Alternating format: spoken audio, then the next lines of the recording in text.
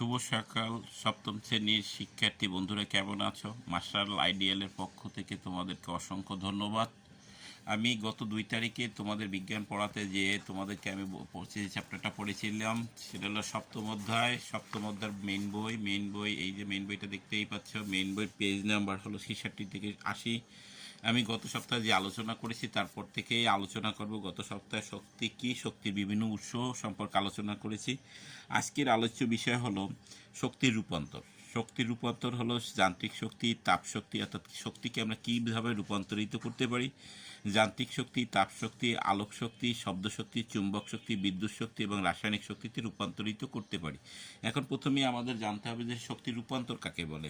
তো বন্ধুরা, তোমাদের একটু মেইন বইটা দেখো। মেইন বইতে আমি বলি, তো শক্তি রূপান্তর সম্পর্কে আমরা আজকে জানবো। শক্তি রূপান্তরটা কি? শক্তি রূপান্তর হলো, আমরা আগেই বলেছি, শক্তিকে সৃষ্টি করা দ্বারা, ধ্বংসও করা দ্বারা শুধু এক রূপ থেকে আর এক রূপে রূপান্তরিত করা যায়। এটাই হলো শক্তি রূপান্তর, অর্থাৎ এক অবস্থান থেকে অন্য অবস্থানকে রূপান্তরিত করা যায়। শক্তির যান্ত্রিক শক্তিতে রূপান্তর, এখন আমি যে আগে বলেছিলাম 7টা পয়েন্ট দিয়েছি, সেই যান্ত্রিক শক্তি রূপান্তর। এখন দেখি আমরা যান্ত্রিক শক্তিতে রূপান্তর বলতে কি বুঝি। হাত দিয়ে শরীরের কোনো অংশ গরম ঘষলে গরম অনুভূত হতে যান্ত্রিক শক্তি তাপ শক্তিতে রূপান্তর হয়। অর্থাৎ আমরা দেখতেই পাচ্ছি যে শরীর যদি কোনো জায়গায় বেশি ঘষি তবে সে জায়গায় যান্ত্রিক শক্তিতে তাপ শক্তিতে রূপান্তরিত হবে। বাঁশি বাজলে শব্দ শক্তি যান্ত্রিক শক্তিতে রূপান্তরিত হবে।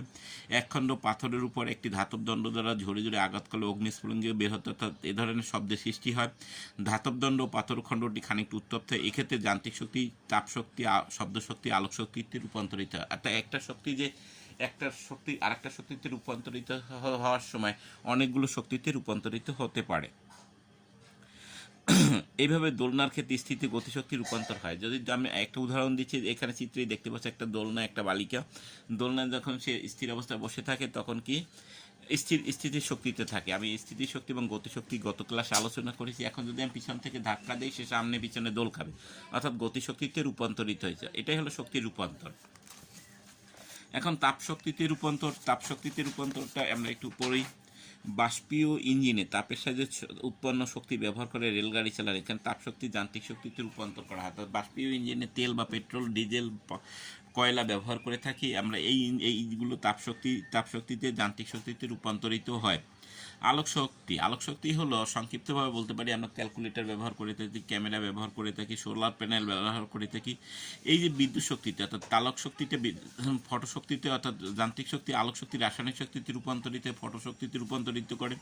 সূর্যের আলোক সোলার প্যানেলের মাধ্যমে বিদ্যুৎ শক্তিতে রূপান্তর করে। এছাড়া বিভিন্ন ইলেকট্রনিক যন্ত্রপাতি যেমন packet calculator, radio, television, telephone, electronic ঘড়ি সৌরশক্তিতে রূপান্তরিত করে ব্যবহার করে থাকি। শব্দশক্তির উদাহরণ: শব্দোত্তর তরঙ্গ দ্বারা জামা কাপড়ের ময়লা পরিষ্কার করা হয়। এসব ক্ষেত্রে শব্দশক্তি যান্ত্রিক শক্তিতে রূপান্তরিত করা হয়। আবার অনুনাদের সময় শক্তি যান্ত্রিক শক্তিতে রূপান্তর। আবার টেলিফোন, রেডিও, প্রেরক যন্ত্রের শক্তির বিদ্যুৎ শক্তিতে রূপান্তর করে। এক্ষেত্রে এই ব্যাখ্যাটা তোমরা নবম দশম শ্রেণীতে যখন উঠবে তখন আরও বেশি পাবে পদার্থবিজ্ঞানের মধ্যে। আমি একটু বলে রাখি, আমরা যখন কথা বলি মোবাইল ফোনে কথা বলার সময় আমার কথাটাকে সে শব্দশক্তি থাকে। শব্দশক্তিকেই প্রথমে হয় বৈদ্যুতিক শক্তিকে যান্ত্রিক শক্তিতে আবার বৈদ্যুতিক শক্তি। তারপর হলো আবার যখন আবার রিসিভারে চলে যায় তখন সেই বৈদ্যুতিক শক্তিকে আবার গ্রহণ করে যান্ত্রিক শক্তিতে আবার রূপান্তরিত করে শব্দ শক্তিতে। এইভাবে আমরা কথাটা শুনতে পারি। এটা শব্দশক্তির বিভিন্ন রূপান্তর। চুম্বক শক্তি: লোহাকে দ্রুত বারবার চুম্বক দ্বারা চুম্বকীকরণ, বিচুম্বীকরণ, তাপ উৎপন্ন। অর্থাৎ আমরা যখন চুম্বক সৃষ্টি করি, অর্থাৎ একটা চুম্বক দিয়ে আরেকটা চুম্বক তৈরি করি, তখন কি হয়, তাপ শক্তি এবং যান্ত্রিক শক্তি উৎপন্ন হয়। এছাড়া বিদ্যুৎ তড়িৎ চুম্বকের সাহায্যে ভারী জিনিস উঠানো হয়, এতে চুম্বক শক্তি যান্ত্রিক শক্তিতে রূপান্তরিত হয়। ছোট্ট বন্ধুরা, এবার বিদ্যুৎ শক্তির রূপান্তর একটু আলোচনা করি। বিদ্যুৎ ইস্ত্রিতে বিদ্যুৎ চালনা করলে তাপ উৎপন্ন হয়। এক্ষেত্রে বিদ্যুৎ শক্তি তাপ শক্তিতে রূপান্তরিত। বিদ্যুৎ পাখার মধ্য দিয়ে বিদ্যুৎ প্রবাহিত করলে পাখা ঘুরতে থাকে। এক্ষেত্রে বিদ্যুৎ শক্তি যান্ত্রিক শক্তিতে রূপান্তর হয়। বিদ্যুৎ শক্তির আমরা আলো পাই। বিদ্যুৎ শক্তি থেকে কী পাই? আলো পাই, তাপ পাই এবং যান্ত্রিক শক্তি পেয়ে থাকি। এরপর রাসায়নিক শক্তিতে রূপান্তর।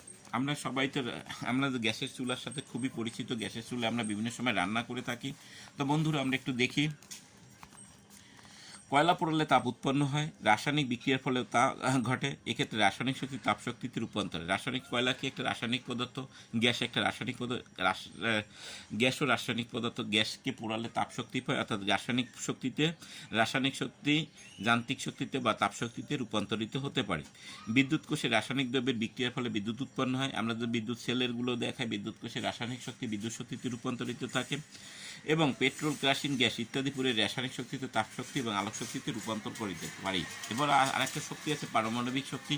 এর ব্যবহার উন্নত দেশে প্রচুর রয়েছে, কিন্তু আমাদের এই তৃতীয় বিশ্বে এই পারমাণবিক শক্তির ব্যবহার করা কম হয়, কারণ পারমাণবিক বিদ্যুৎ কেনে পারমাণবিক শক্তিকে বিদ্যুৎ শক্তিতে রূপান্তর করা হয়। এই পারমাণবিক শক্তিকে বিদ্যুৎ শক্তিতে রূপান্তর করে বিভিন্ন ডুবোজাহাজ, রকেট ইঞ্জিন বা ট্রেন ইঞ্জিন, বিভিন্ন শক্তিশালী ইঞ্জিন তৈরি করা হয়। এখন আমাদের বলবো যে শক্তির সংরক্ষণশীলতা, শক্তি সংরক্ষণ করা আমাদের কেন দরকার, খুবই গুরুত্বপূর্ণ বিষয়। তোমরা একটু দেখো, মনে করো তুমি স্কুল মাঠে দাঁড়িয়ে একটি টেনিস বল উপর দিকে ছুঁড়ে মারলো। টেনিস বলটি নির্দিষ্ট সময় উঁচুতে ওঠার পরে নিচে নামতে থাকে। এক্ষেত্রে টেনিস বলটি উপরে উঠতে থাকার সময় গতিশক্তি কমতে থাকে, অর্থাৎ নির্দিষ্ট সময় গতিশক্তি কমতে থাকে এবং স্থিতির শক্তি বাড়তে থাকে। বস্তু যে বস্তু স্থির অবস্থানে থাকতে চায়, আমি যে গত ক্লাসে আলোচনা করেছিলাম যাকে আমরা স্থিতির শক্তি বলছিলাম, সেই স্থিতির শক্তি যখন এর গতিশক্তি শূন্য হতে তখন পুনরায় স্থিতির শক্তির কারণে নিচে নামতে থাকে। এখন আমরা যেটা বলবো যে শক্তির সংরক্ষণশীলতা, তাতে শক্তি হলো অপরন্ত নয়, শক্তি অফুরন্ত নয়। যেমন কয়লা, গ্যাস, পেট্রোল, ডিজেল যেগুলোই আমাদের শক্তির উৎস আছে, যেগুলো এই শক্তিগুলো অফুরন্ত নয়। এই শক্তিগুলো একটা নির্দিষ্ট সময় পর স্থিতি অবস্থায় চলে আসবে, অর্থাৎ তখন আমাদের ব্যবহারের যে জিনিসপত্র ব্যবহার করতে পারবো না। এই জন্য শক্তিকে আমাদের সংরক্ষণ করতে হবে, যাচ্ছে তাইভাবে ব্যবহার করবো না, অর্থাৎ নির্দিষ্ট পরিমাণে প্রয়োজনের অধিক ব্যবহার করবো না। বিশ্বের সামগ্রিক শক্তির কোনো তারতম্য ঘটে না। এই বিশ্বের সৃষ্টির প্রথম মুহূর্তে যে পরিমাণ শক্তি ছিল আদৌ সেই পরিমাণ শক্তি বর্তমান। এটাই হলো নিত্যতা বা সংরক্ষণশীল। এটাকে বলবো কি আমরা, শক্তির নিত্যতা বা সংরক্ষণশীলতা। কিন্তু শক্তির মাধ্যম কমে যাচ্ছে, অর্থাৎ পেট্রোল পুড়ে গ্যাস তৈরি করছি, পেট্রোল পুড়ে আমরা শক্তি তৈরি করছি, এই শক্তিটা অন্য ক্ষেত্রে নিহিত হয়। অতএব এক্ষেত্রে শক্তি কিন্তু ঠিকই থাকে, কিন্তু শক্তিটা ওই অবস্থানে থাকে না, অর্থাৎ পেট্রোলের পরিমাণটা কমে যাবে। এরপরে হলো নবায়নযোগ্য শক্তি, এটা আমাদের খুবই দরকার। আমরা বিভিন্ন শক্তির উৎস থেকে জানতে পারি, শক্তির উৎস পাই, শক্তিও পাই। এইসব শক্তির উৎস দুই ধরনের, একটা হলো নবায়নযোগ্য শক্তি, একটা হলো অনবায়নযোগ্য শক্তি। নবায়নযোগ্য নাম থেকে সহজেই বুঝতে পারবো, অর্থাৎ যেটা নবায়ন, অর্থাৎ নতুন করা যায়, নবায়ন করা যায়। এক্ষেত্রে কোনো জিনিস ব্যবহার করে শক্তি উৎপাদন করে পুনরায় ওই জিনিসটি দ্বারা আবার শক্তি উৎপাদন করা যায়, অর্থাৎ যে শক্তির উৎসকে বারবার ব্যবহার করা যায় তাকে নবায়নযোগ্য শক্তি বলে। অর্থাৎ নবায়নযোগ্য শক্তি কাকে বলে, আমাকে প্রশ্নটা হলো যে শক্তিকে আমরা বারবার ব্যবহার করতে পারি তাই হলো নবায়নযোগ্য শক্তি। অর্থাৎ যে শক্তিকে আমরা বারবার রিফাইনিং করতে পারি, রিইউজিং করতে পারি, তাকেই আমরা কি বলবো, নবায়নযোগ্য শক্তি। এগুলোর মধ্যে অন্যতম হলো, আমি আবারও বলে রাখি, নবায়নযোগ্য শক্তির মধ্যে অন্যতম হলো বায়োগ্যাস, বায়ু প্রবাহ, জোয়ার ভাটা, সৌরশক্তি। নবায়নযোগ্য শক্তি বেশি কিছু উৎস নাই যেগুলো চিরন্তন আছে এবং থেকেই যাবে। বায়োগ্যাস, বায়ু প্রবাহ, জোয়ার ভাটা, সৌরশক্তি। এখন তোমাদের আমি একটু বায়োগ্যাস সম্পর্কে আলোচনা করি।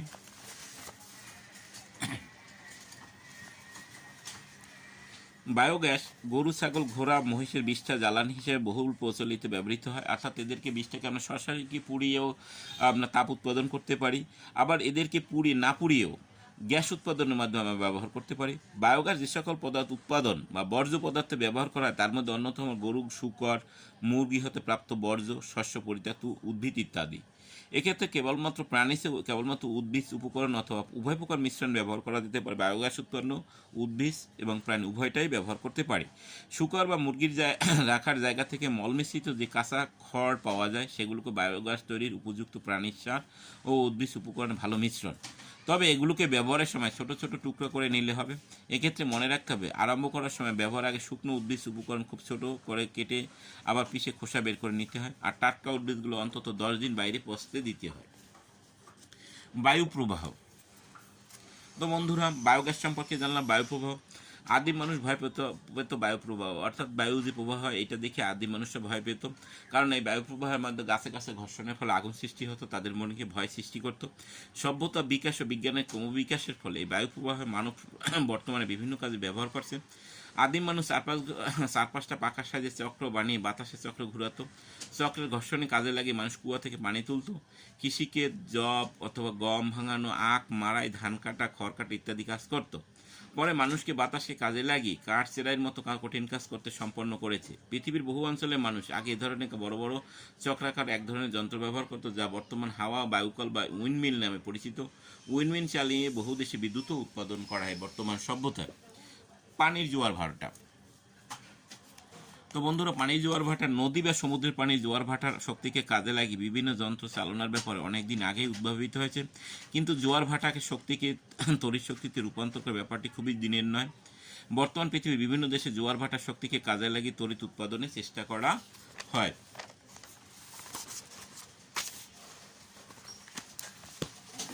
তো বন্ধুরা, একবার সৌরশক্তি সম্পর্কে একটু আলোচনা করি। সূর্য থেকেই সকল শক্তির উৎসকেই বলা হয় সৌরশক্তি। সকল শক্তির উৎসই হলো সৌরশক্তি। সূর্য থেকে যে শক্তি পাওয়া যায় তাকে বলা হয় সৌরশক্তি। আমরা জানি সূর্য সকল শক্তির উৎস। পৃথিবীতে যত শক্তি আছে তার মধ্যে কোনো না কোনোভাবে সূর্য থেকেই আসে। অর্থাৎ উদ্ভিদ, প্রাণী, বেঁচে থাকা বলা, উদ্ভিদ থেকে শক্তি উৎপাদন করা সবই সূর্য থেকে আসে। সূর্যকিরণ ব্যবহৃত হয়ে তৈরি হয়েছে। যেমন আধুনিক সভ্যতার ধারণা জীবজাস্য জ্বালানি আসলে বহুদিনের সঞ্চিত সৌরশক্তি। তো বন্ধুরা, আমরা ভিডিও বেশি বড় করতে পারবো না, আজকের এই পর্যন্ত থাক। নেক্সট ক্লাসে যেদিন বিজ্ঞান আছে তোমাদেরকে আমি বাকিটুকু বুঝিয়ে দেবো এই অধ্যায়। তোমরা সবাই মনোযোগ সহকারে দেখবে ভিডিওগুলো এবং ক্লাসে চেষ্টা করবে, বাসায় চেষ্টা করবে ক্লাস না। আর যদি কোনো সমস্যা থাকে আমি আছি, স্কুল অর্গানাইজেশনে আমাদের হেড ম্যাডাম আছে বা অন্যান্য স্যার আছে, তোমরা তাদের সাথে যোগাযোগ করো। সবাই ঘরে থেকো, সুস্থ থাকো, ভালো থেকো, রীতিমতো পড়াশোনা করো। এই দুর্যোগ চিরকাল থাকবে না, একসময় কেটেই যাবে, কিন্তু পড়াশোনা থেমে থাকতে পারে না। এর জন্য আমরা নির্দিষ্টভাবে পড়াশোনা করব। আমার ভিডিও যদি ভালো লাগে লাইক শেয়ার করো। তোমরা সবাই ভালো থাকো, সুস্থ থাকো। নেক্সট ক্লাসে আবার বললাম আমি এই বাকিটুকু আলোচনা করব। ধন্যবাদ সবাইকে অসংখ্য। আল্লাহ হাফিজ।